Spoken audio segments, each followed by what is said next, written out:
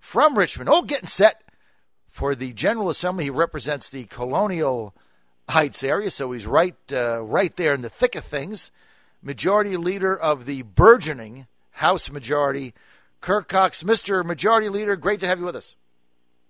John, it's always great to be with you. Thanks. Now, you guys fired up, right? I mean, you start tomorrow.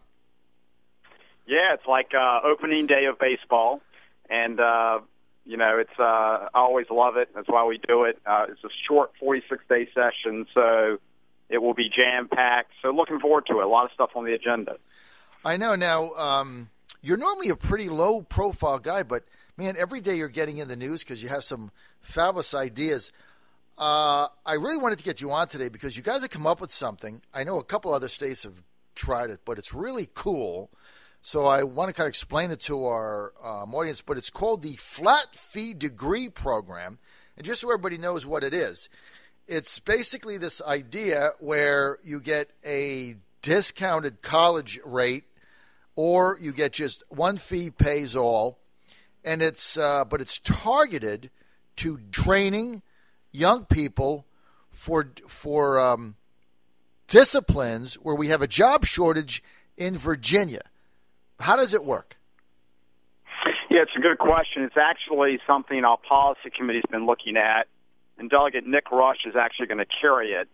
But Texas does it. I think a few other states are looking at it. But basically, let's take a figure of a flat fee of $10,000 total. Now, so what you would agree to as a student would be that you would still go to the four-year university, but you would basically only go for academics. So all the extracurriculars and all that stuff, obviously wouldn't be part of your plan.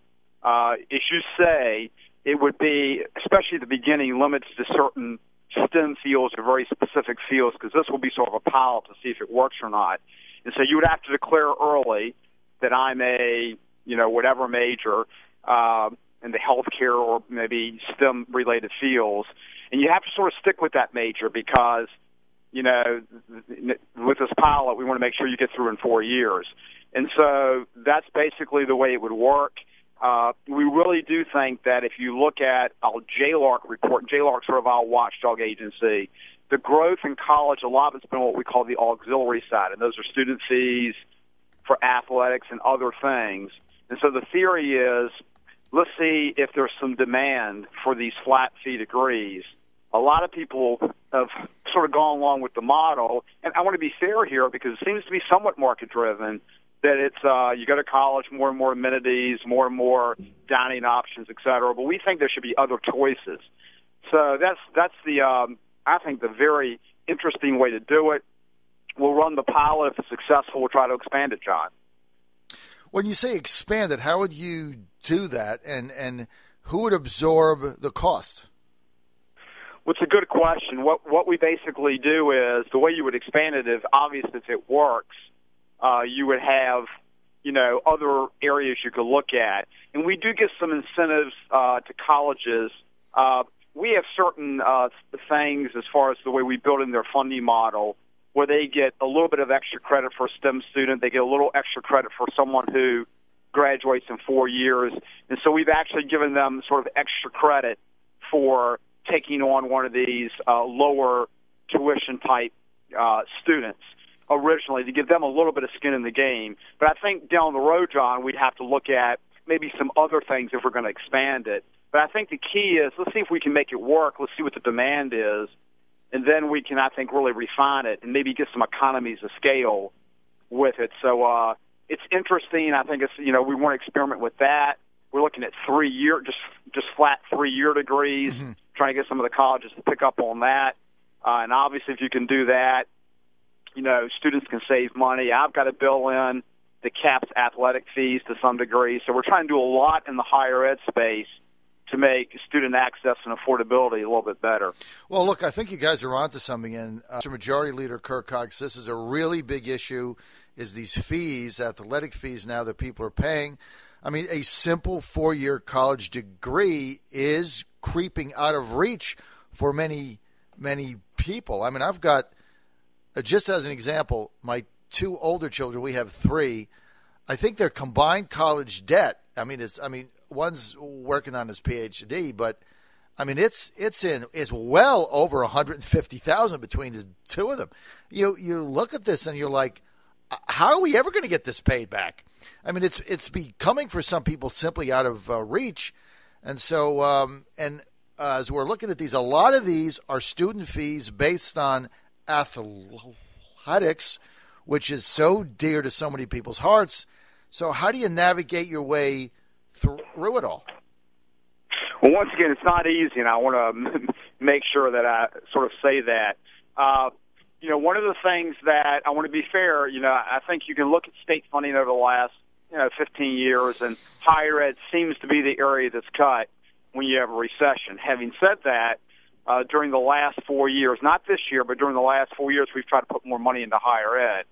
But basically, when we sort of looked, a lot of universities and colleges and athletics, look, I'm a former high school teacher, just retired, basketball, baseball coach, so I do think that needs to be part of the equation. But it's just gotten out of hand. I mean, a lot of universities make decisions to move up a division, let's say go from, 1 AA to 1A, et cetera. And that's a big move once you make that move because it's much more expensive. The way college athletics works is that they're all almost losing money. I mean, you can look across the nation. There are almost no programs to make money. Football tends to subsidize the other sports. And so we have student fees in Virginia that range all the way from sort of a low at Virginia Tech to a high in some schools, almost $1,800. So the theory is twofold. The theory is if your argument is you need to move up a division, which you've already done, or you need athletics to be high profile because of alumni, because of prestige, because of attracting students to your university, that's great. If you want to do that, just don't put it on the backs of students. You got to start getting some of that money, more of that money, from your alumni, from your foundations, et cetera. I would contend that for some schools, if they would try to up their academic reputation, they would attract more students and save a lot more money. Mm-hmm. And so not everyone can be Ohio State last night. And I think that's sort of the vision is everyone sees themselves in the bowl. Everyone sees themselves getting those TV revenues and those, ACC-type revenues. And that's just not going to be true for most of the colleges and universities. So what I basically did, John, is I looked at peer institutions across the United States. Mm-hmm. So, for example, if you're 1A, I looked at all the 1A colleges and saw how much they subsidized. Some don't at all with student fees. Some do a lot. I came up with an average, and I said you got to hit the average. And some of our schools aren't very close. Some are. And I've also said in my bill that if you want to move up a division, you got to get approval from the General Assembly because we want to look and see why you made that decision, and more importantly, how are you going to finance it? Look, I think that's a great idea, and a perfect example is Old Dominion. I mean, they moved up, and fees went up dramatically. Now, everybody's excited about it, except if you're a student there, and you have to pay the General Assembly about to convene tomorrow, so one day away. 826, great to have you back with Majority Leader from Colonial Heights, the Republican Kirk Cox, House of Delegates. Mr. Majority Leader, I love what you do. Every weekend you go out, even if it's only for an hour or so, and you knock on doors of your constituents, find out what's on their mind. That's really unique as you get into leadership, and I think that's so valuable to all of us. What are your constituents saying now? Well, I can give you a real good viewpoint, John. I appreciate that. I try to knock on doors. I do a really, I think, neat technology called a teletown hall meeting where we literally call 20,000 of people in our district. We get about, you get about 1,700 people on the line, and you can actually ask them poll questions. You can ask them questions. And I just sent out my survey. So I've got a pretty good feel for what people are thinking. It's pretty much what you would think you're going to have from a conservative district. We ask them things like, sort of how do you think the budget should be handled? I mean, we have a $2.4 billion deficit, and, most of them obviously want to streamline government. Only 2% want to raise statewide taxes. So, I mean, that's something that confirms sort of what your beliefs are as a conservative. Medicaid expansion, I think a lot of your listeners are familiar with that. And, of course, the governor's put it back in the budget. In my district on my teletown hall, it was 92 to 8% not to do that. So one of the things we're proposing to make sure we have a handle on our Medicaid spending is a total audit of who's on the program, et cetera. And I had 97% of the people support an audit.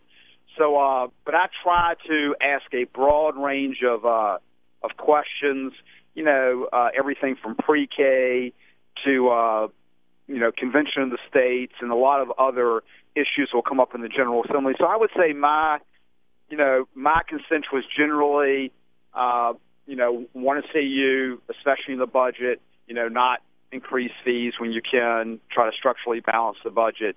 In certain areas like K-12, they wanted us to try to cut some of the SOL tests, keep a balance, because I think SOL testing has been very important, especially for low-performing schools. But they want to see, obviously, teachers have a little bit more time in the classroom. So that's sort of the feel I get door to door. Obviously, on gun issues, that comes up. I have a pretty strong Second Amendment district. So generally when I ask Second Amendment questions, once again, I'm in the 70% range for support of those types of issues. Go into this General Assembly tomorrow. I know the governor, we've only got a minute, Mr. Majority Leader. The governor outlined his vision. A lot of social-type wedge issues. I didn't see a lot of, how do we tighten budget? How do we fix the economy? How do we create jobs?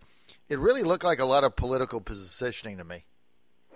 Yeah, and that's my criticism of the governor. I mean, he's always talking about all the jobs he brings, and he uses the word I and me more than any other governor I've ever talked to. A lot of that is, localities helping, et cetera. But then he puts in a series of proposals, and frankly, in the Democrat caucus too, on whether it be minimum wage, et cetera, that, basically are job killers. But I think he set himself up for the next election.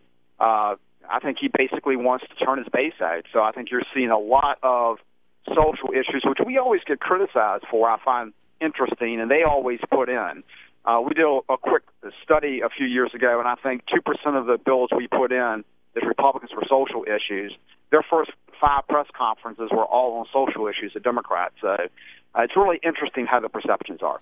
The political positioning is going to continue to go on, but we look forward to covering your House of Delegates in the General Assembly. We know you've got a lot on your plate, and we look forward to some good things coming out of it. And, Mr. Majority Leader, we hope that you come back on our show, as you always have, regularly, and give us an update as to everything going on. John, thanks for the great job you do, and I look forward to it. All right. You have an excellent day. This is Majority Leader Kirk Cox from in Richmond. He represents Colonial Heights, and he is the House of Delegates Majority Leader.